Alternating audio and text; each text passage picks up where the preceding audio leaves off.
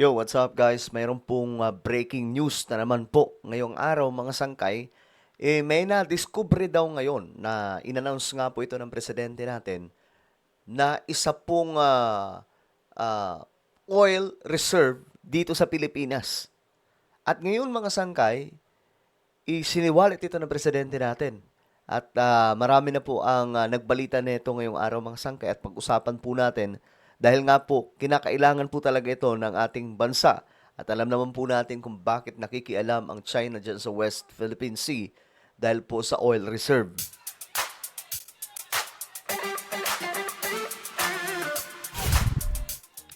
Magandang oras po sa inyong lahat. This is me. I'm back for another vlog today. Kamusta po kayo mga kababayan, mga solid sangkay? At ito pag-usapan lamang po natin saglit. Itong napakagandang balita, no? Mga sangkay, good news po ito. May na-discover nga daw pong pwesto, no? Sa Pilipinas na mayroon daw pong oil reserve na napakalawak mga sangkay. Diyos mio marimar. Talagang blessing ito ngayon sa ating bansa, no? Na nadiskubre yung ganito mga sangkay. Wala pa pong presidente na nakagawa nito except Ferdinand E. Marcos. Okay? Anyway, bago tayo magtuloy-tuloy sa mga hindi pa po dyan nakakapag-subscribe sa ating YouTube channel, tayo na nga po ay nadagdagan na naman ng 100,000 mga subscribers, 1.6 million na po tayo dito sa YouTube. Kaya naman, sa mga hindi pa po dyan nakakapag-subscribe at gustong mapabilang sa patuloy na dumaraming mga solid sangkay, makikita nyo po yung subscribe button sa baba ng video na to.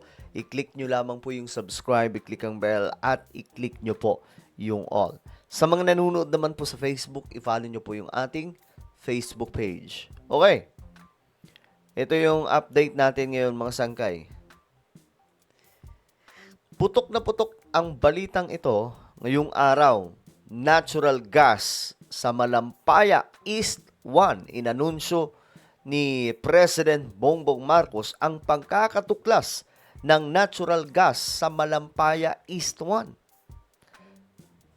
Ayon sa Pangulo, tinatayang aabot sa 98 billion cubic feet ng gas o katumbas ng 14 billion kilowatt hour ng kuryente ang nadiskubre. Bambira. Talaga nga namang good news po ito. No? Mga sangkay, ito po yung hinihintay natin. Itong si BBM kasi, para po sa inyong kaalaman, mga sangkay, parang tatay niya din.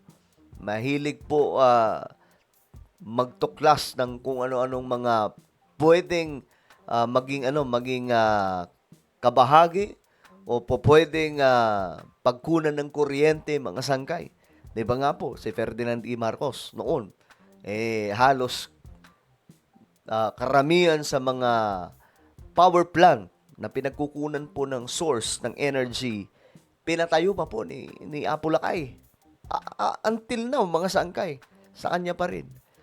Ngayon naman na si BBM ang nakaupo, tandaan po ninyo, mayroon pong nasa 200 na mga power plants ang pinapatayo sa buong Pilipinas. Ang iba, natatapos na. At ang number one, mga sangkay, no, na solar farm sa buong mundo na may battery storage ay nasa Pilipinas. Ang pagkakaalam ko, matatapos this 2026 or 2027. So talaga nga namang malaking big break po ito ng ating bansa, mga sangkay. Yan po yung ginagawa ng presidente natin ngayon. No? Tanggalin muna natin yung mga bakbakan ng politika, away na yan, kalma muna tayo, good news po muna tayo. Makakapag-supply umano ito ng kuryente sa mahigit 5.7 million na mga kabahayan.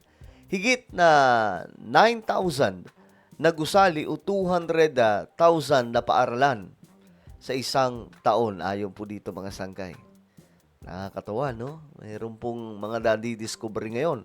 Kaya nga yung China, 'di ba? Gusto pong makuha yung West Philippine Sea kasi malaki-laki yung doon mga sangkay, malaki-laki yung imbak na oil reserve. Ngayon, eto mga sangkay, tingnan po natin. Itong anunsyo ng ating presidente. Magandang araw po sa ating lahat. I am pleased to inform everyone that for the first time in over a decade, For the first time, since Ferdinand E. Marcos, his father, a significant natural gas discovery has been made. The discovered reservoir, called Malampaya East 1 or MAE-1, is located about 5 kilometers east of the existing Malampaya field. The MAE-1 is estimated to contain around 98 billion cubic feet of gas in place. Katumbas nito ang halos 14 na bilyong kilowatt-hour ng kuryente sa isang taon.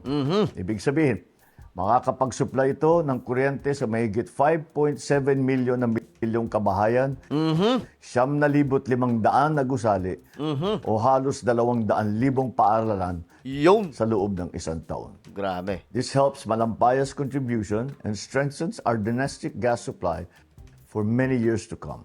Grabe. Initial testing showed that the well flowed at 60 million cubic feet per day. This indicates that the well has the potential to produce even more. Natawa ako sa mga nagsasabing sabi nila, si BBM daw bangag. Tingnan niyo naman kung paano mag-English yan. Tingnan niyo naman paano magsalita yan, mga sangkay. Alam niyo, kung debate lang, kakakainin sila ni BBM Confirming it is a high productivity resource comparable to the original Malampaya wells. Aside from the natural gas, the discovery also includes condensate, which is a high-value liquid fuel. This additional resource can help support the government's efforts for the stabilization of our power supply. Yun. Pinagmamalaki rin natin na Pilipino ang nanguna sa drilling na ito. Yun. Higit sa lahat, natapos nila ito na walang aksidente o Yun. environmental incident. MAE-1 is the first milestone under the Malampaya Phase 4 drilling campaign, which also includes the Camago 2 and the Bagong Pag-asa wells. The next steps are the completion and testing of the Camago 3, followed by the drilling of the Pag-asa exploration well to pursue more potential gas resources.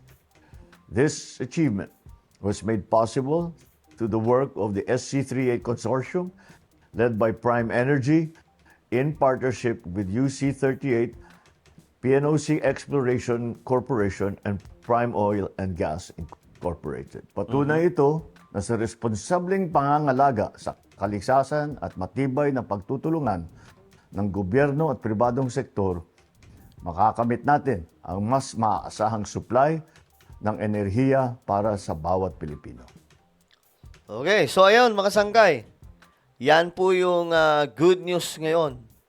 Nakakatuwa lang mga sangkay kasi malaking tulong ito sa sambayan ng Pilipino, no? Pagdating po sa supply ng kuryente. Eto, tingnan po natin yung mga komento ng mga kababayan po natin. Sabi ni Takero dito, ayaw ng mga DDS yung ganyang balita. Sabi naman, Chinet, thank you Lord. Sabi ni Arnel, mabuhay ang bagong Pilipinas. Maraming salamat, mahal na Pangulo. Sabi ni Annie Lim, September 2001, first extraction, 1992, first discovery by Shell Corporation. Sabi naman ng Sapaldo ka na naman, bossing. Okay. So, napakalaking balita nito mga sangkay.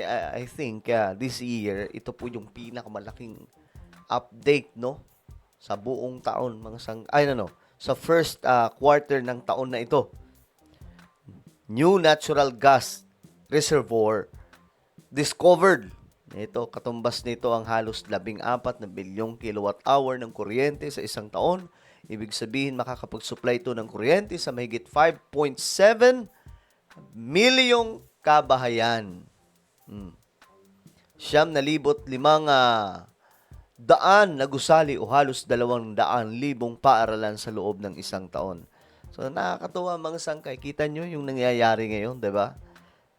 I hope, no, na tayo mga sangkay. Natuwa tayo sa ganitong klaseng balita. Kasi, ngayon, ito po talaga yung focus ni BBM, yung support pagdating po sa power supply sa Pilipinas, energy source.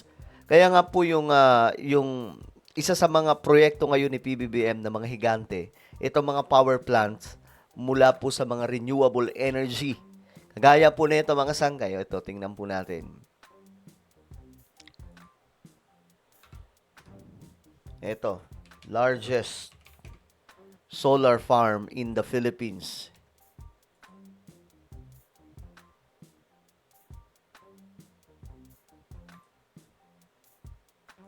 Ito yung sinabi dito.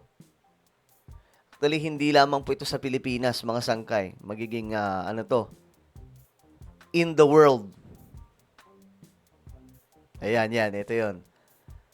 200 billion solar farm in Nueva Ecija aims to be world's largest. Pag natapos to, mga sangkay, ito na yung magiging pinakamalaking power, ano to, mga sangkay, solar farm sa buong mundo. Kita nyo yan, mga sangkay? Grabe.